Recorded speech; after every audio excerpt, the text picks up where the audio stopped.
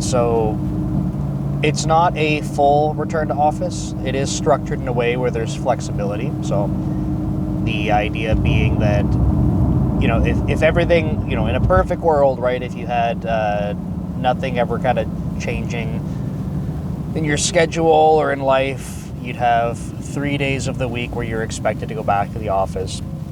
It's not 3 specific days or anything like that, but you'd have 3 days that you go.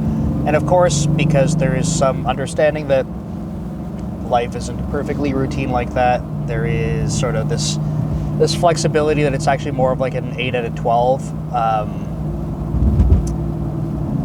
weeks of the 8 out of 12 week structure. So like if you look over 12 weeks, you'd be able to do 8 of those where you're in the office kind of thing.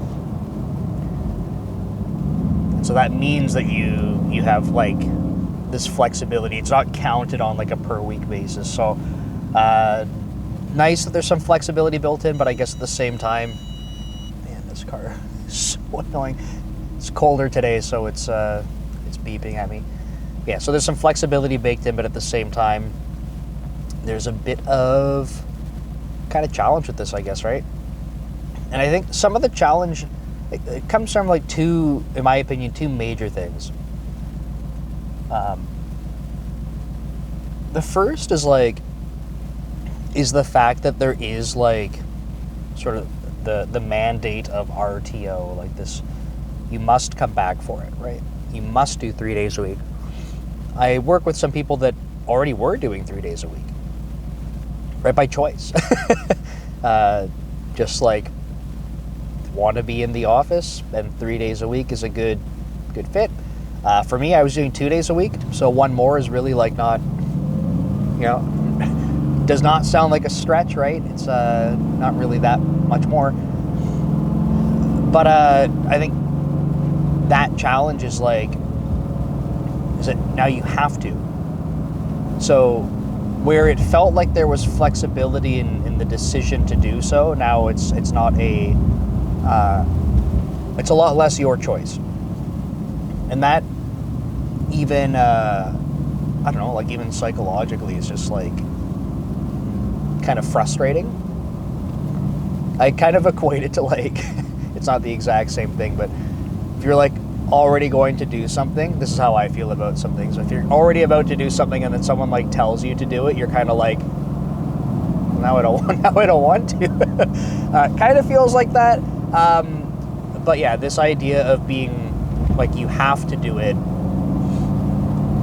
suddenly like it feels like a much bigger lack of flexibility, even if you were already doing it. And I think that kind of ties into the second part, which is like, it's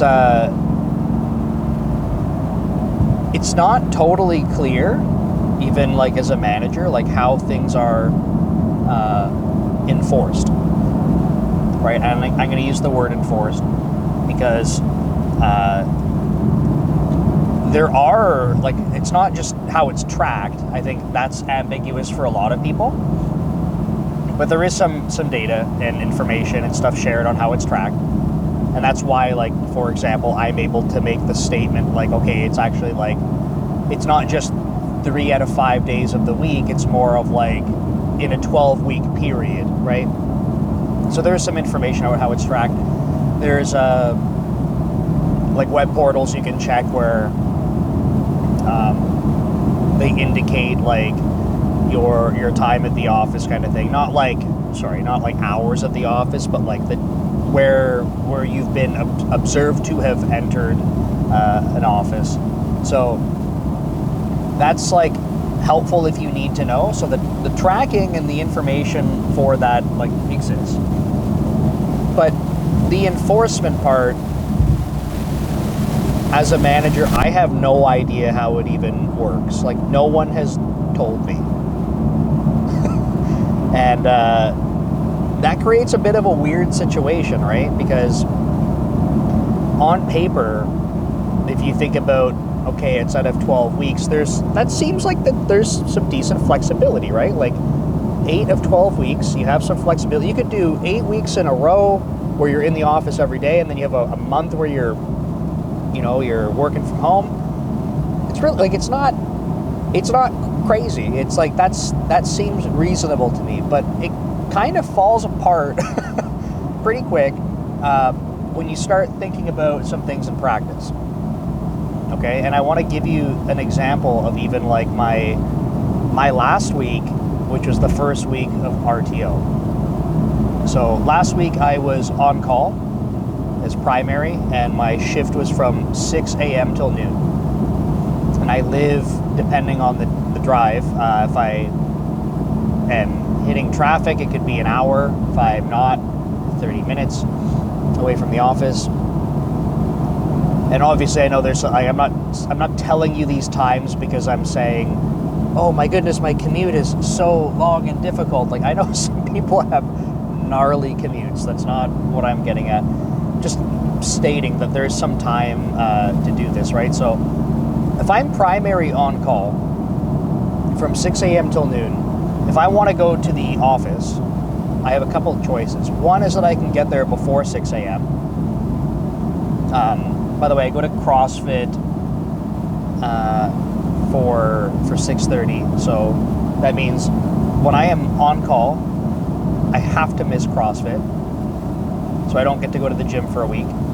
Not only that, I'm on call for 2 weeks. I'm back up in the first week, so I could go to CrossFit if I bring a laptop with me, and then that way, if my primary needs me, I can do that. But in my case, I had a busy backup shift, so I missed going to the gym for 2 weeks. I did go to the office one day before 6 a.m., which means I'm waking up at 5 in the morning so that I can drive to the office for 6 a.m. Then my on-call shift ends at noon, right? So then I could, in theory, wrap up my day shortly after that, get like 8 hours of a day in because I've already done my 6 hours of on-call.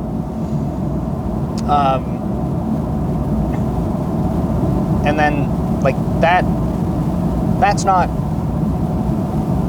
so bad, right? Like, except that it's kind of ridiculously early, and then I miss out on, like, any type of physical activity. And I mean, if I did get home by following that in the afternoon, maybe I could go to a CrossFit session in the afternoon or something, but the reality is, for me, if I am at the office, if I'm not leaving right at noon, say it's like I eat lunch there, and then I work an hour, and that brings me to my 8-hour workday. It's already 1 o'clock, so odds are I'm not going to be leaving right at 1, and if it pushes to anything a little bit later than that, I'm going to start hitting traffic on the way home, and then it's like I might as well wait till after 6. Might as well wait till after 6 so I can bypass the traffic. And then all of a sudden my workday turns into 12 hours for the week. So that's a pretty terrible setup. And again, this is just with my commute setup. For some people would be significantly worse. Like, some people I know that have their like public transportation with like 2 different forms of it. Their commute's going to be, an hour, at least an hour and a half, both ways. So that's not a good setup. If I have an on-call shift for the afternoon from noon till 6, I could drive into the office. Like, that one's not so bad because I could drive into the office a little later, right? Leave after 6. So then I'm kind of bypassing traffic. That setup's really not that bad. So an afternoon on-call shift, not so bad. The morning one, pretty bad. And, okay, so we got some on-call logistics to deal with. Now, the way that our on-calls could land, I might have 2 of my 2-week on-call shifts that get into the same period. So I could take one of my on-call shifts and work from home. So I'm already using the flexibility that's baked in, right? I'm already using half of that for one of my on-call shifts. So now instead of best 8 out of 12, it's kind of like I'm already, those 4 weeks where I have flexibility, kind of like left with 2. I was kind of forced, like realistically kind of forced to work from home if I'm going to be starting an on-call shift at 6 in the morning. So I got 2 weeks left for flexibility. And if I have that second on-call shift, sure, the afternoon one, not so bad. But I got to do it. The other thing is, like, what happens if I have an on-call shift in the morning and then in that, 3-month period or 12-week period, I also want to take vacation because no one has said anything about vacation and how that affects your in-office days, right? So if you take vacation, those are days you're not counted in the office. So that would mean if you had a 2-week vacation and you have this 4-week flexibility, you take vacation, you are now down to 2 weeks of flexibility. So you have to be in the office for your working days. You have to be in the office like proportionally more.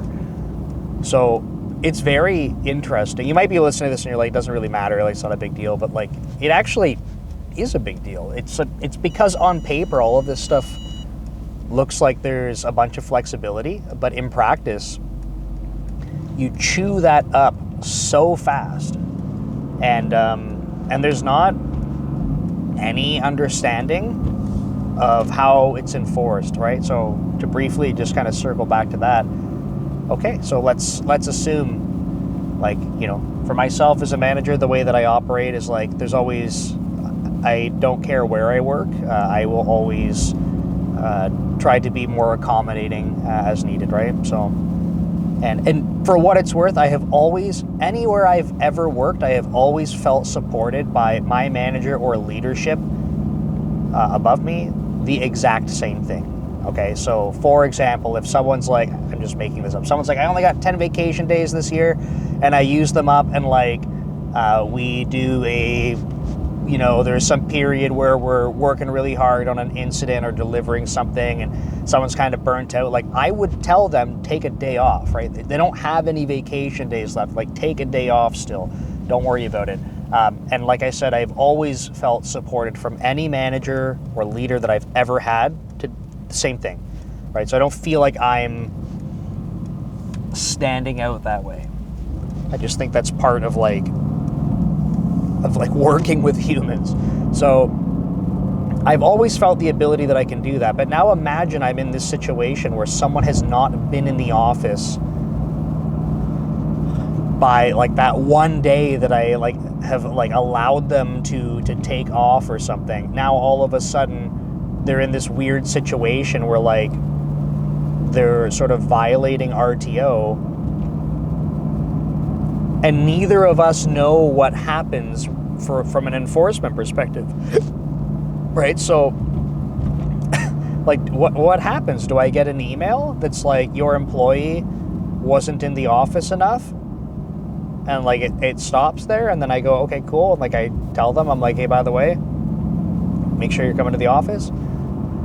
Is there a penalty? Like I literally have no idea what to expect, and I have not talked to anyone that knows what to expect. And to me, that's a big problem. Right? How can I try to be helpful in managing people if I have a set of, or we all have a set of rules that we're now playing by, and no one knows the consequence? I don't know how that's expected to be successful. Anyway, I have a lot of thoughts on this because, I think on paper I'm like, I don't really have an issue with this, but in practice I'm like, holy shit, like there is a lot of no parking spots, come on. This sucks.